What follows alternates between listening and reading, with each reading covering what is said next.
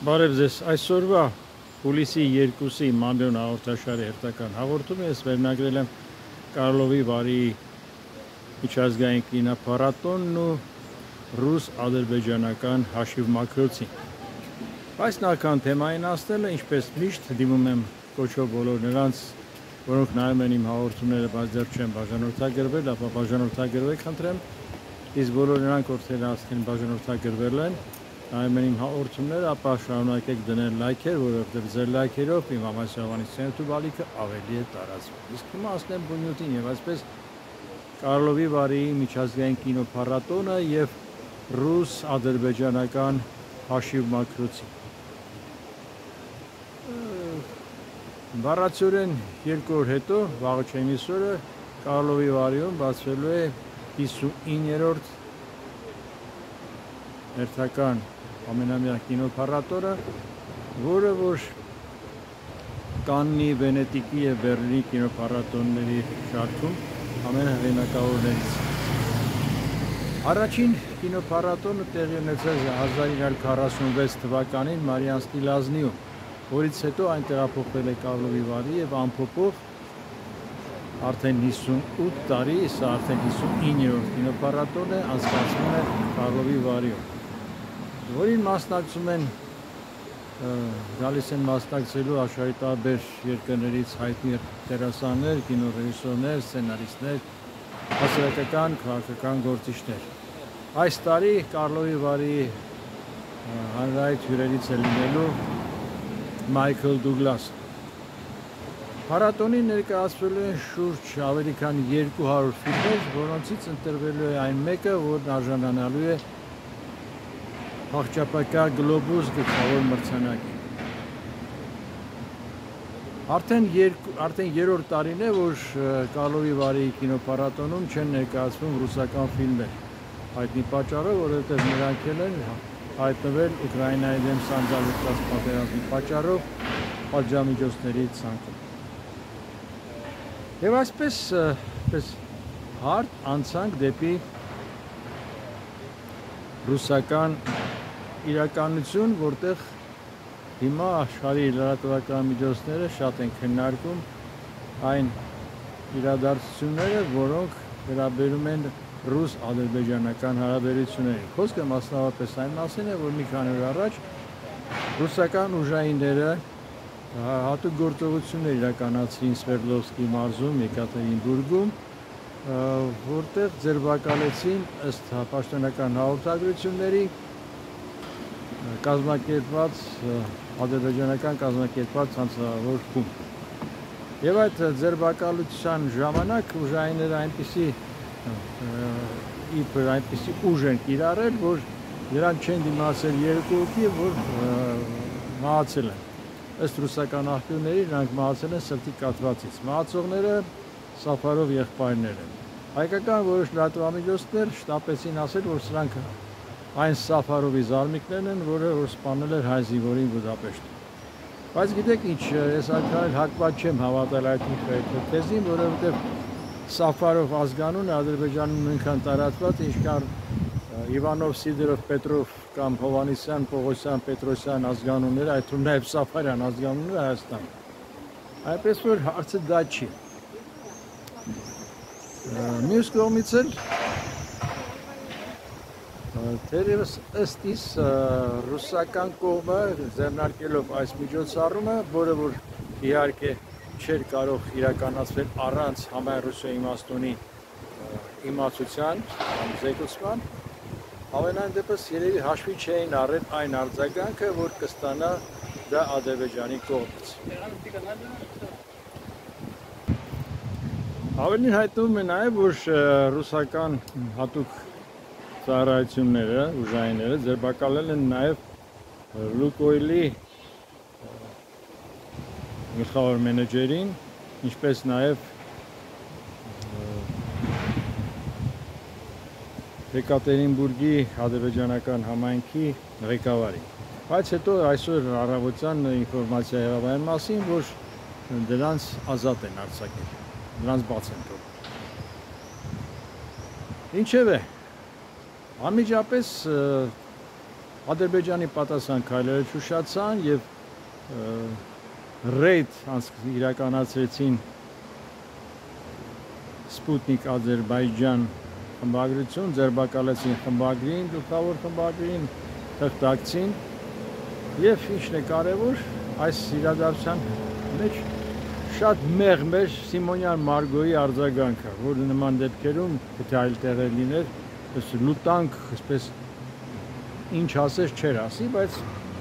այս պարագայում շատ մեղմ եւ ափսոսանք էր ընդամենը հայտնում։ Նույն կերպ ափսոսանք են հայտնում նաեւ մեղմ եւ Պեսկովը եւ Համայնքների մասնունի ամլուք արտուղար Պեսկովը եւ Ռուսաստանի արտաքին գործերի հատուկ ներկայացուցիչ Մարիա Զախարովան,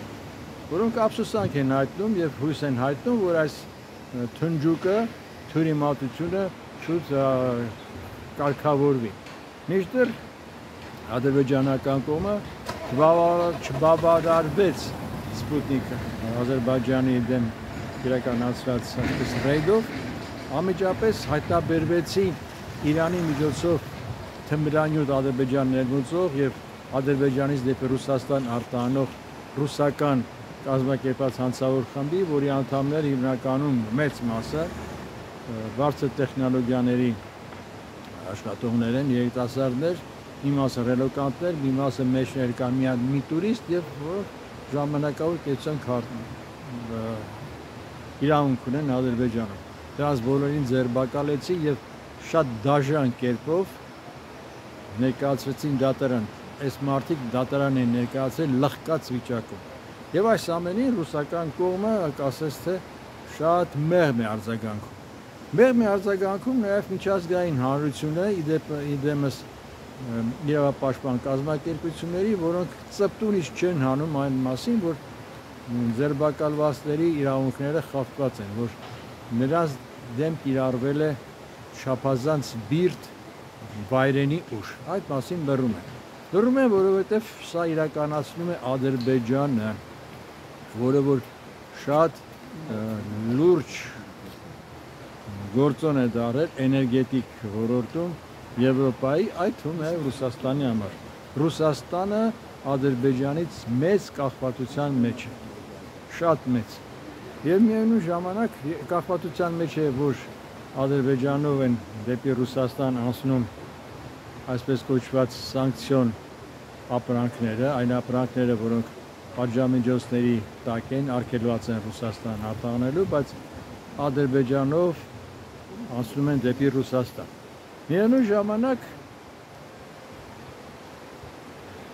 Ադրբեջանը նաև էներգետիկ լուրջ մատակարար է ամբողջ Եվրոպայի համար, այնպես որ նավթը եւ գազը անում են իրենց դերը, կատարում են իրենց դերը։ Միևնույն ժամանակ սա առիթ էր, որպեսզի Ադրբեջանը մեկ անգամ եւս ոչ միայն կոտոշ, այլև ատամներ ցույց տա Կրեմլին,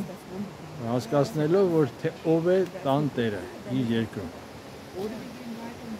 Այլ պարագայում Ադրբեջանը չէր համարձակվի ռուսերի դեմ նման դեմարշ կատարել, բայց հիմա իր հարցերը լուծել է եւ Ադրբեջանի թիկունքում այնպիսի պետություն, ինչպիսին Թուրքիան է, եւ նրանք չեն թաքցնում, որ այսպես ասում են երկու պետություն մի բանակ։ Եվ Ռուսաստանը շատ ամենևին քայլերի չի դիմի, կտրուկ քայլերի, որպեսզի այլ ավելի վատթարացնի ռուս-ադրբեջանական հարաբերությունները։ Ընդհակառակը համոզված եմ, կտեսնեք, որ մի քանի օր հետո այս մասին կմոռանան եւ Ռուսաստանը հետա ռևերանսներ կանի Ադրբեջանի նկատմամբ, իսկ Ադրբեջանն էլ սրանից կօգտվի ինչ-որ մի բան Ռուսաստանից կորզելու համար։ Այնպես որ ռուս-ադրբեջանական ասպես կոչված հաշիվ մակրոցին ունի իր թե պատճառները եւ թե խնդիրները եւ թե դրանից բխող ադրբեջանական կողմից ակնկալվող օգուտները։ Եվ այն որոշ հայ վերլուծիչների կարծիքները, որ սա դեռ ծաղիկներ են, որ ռուս-ադրբեջանական հարաբերությունները գնալով վատթարանալու են, միանգամայն սխալվում են։ Ռուս-ադրբեջանական հարաբերությունները երբեք չեն վատանա, չնայած առած երբեմն ծագող այսպիսի դրվագների, որովհետև կրկնում եմ, Ռուսաստանը մեծապես կախված է թե Ադրբեջանից եւ թե հատկապես Թուրքիայից։ Այնպես որ այս դեպքում, ինչպես ասում են, խաղաթղթերը Ադրբեջանի եւ Թուրքիայի ձեռքում են։ Ռուսաստանը ըստ իս շատ չհաշվարկված քայլ կատարեց, ինչպես վերջերս այդպես շատ չհաշվարկված քայլեր կատարում ոչ միայն Ադրբեջանի նկատմամբ։ Իդեպ այս խնդրին անդրադառնալով նշեմ, որ այս պարագայում թե Ռուսաստանի արտաքին գործերի նախարարության հատուկ ներկայացուցիչ ոչ Անահիտ Մարիա Զախարովան, ոչ էլ արտաքին գործերի նախարար Քալանթարով Լավրովը այդքան բարեկիրթ չգտնվեցին, այդքան մեղմ չգտնվեցին Հայաստանի վերաբերող իրենց հայտարարություններում, իրենց արտահայտություններում, որոնք պայմանավորված էին իբր ոչ թե իբր, այլ պայմանավորված են Հայաստանի ներքաղաքական գործերին։ Այո,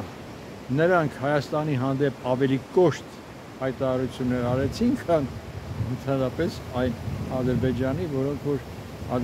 որտեղ որ ռուսների, որտեղ բնակվող ռուսների, ընդհանրապես ռուսական ներկայության դեմ պարզապես դեմարշ հայտարարեցին, ըստ որում օգտագործելով Ռուսաստանում այսպես կոչված ադրբեջանական կազմակերպված հանցավորությունների ձերբակալությունները, օգտագործեցին այն բանը, որ դադարեցրեցին ադրբեջան-ռուսական բոլոր կապերը, տնտեսական, քաղաքական, մշակութային եւ նույնիսկ բարձրացվել Ադրբեջանում ռուսական դպրոցների փակելու հարցը։ Այս մասին ռուսական պաշտոնական աղբյուրները չեն էլ համարձակվում ծրտուն իսկ անել։ Այսօր այսքանը, բայց նախքան ցտեսություն ասելը մեկ անգամ եւս դիմում եմ բոլոր նրանց, որոնք նայում են իմ հաղորդումները, բայց դեռ չեն բաժանորդագրվել, ապա բաժանորդագրվել խնդրեմ, իսկ բոլոր նրանք, ովքեր բաժանորդագրվել են նայում են իմ հաղորդումները, ապա շարունակեք դնել լայքեր, որովհետև ձեր լայքերով իմ Համասյովանեսյան YouTube ալիքը ավելի է տարածվում։ Այսօր այսքանը, ցտեսություն, կհանդիպենք։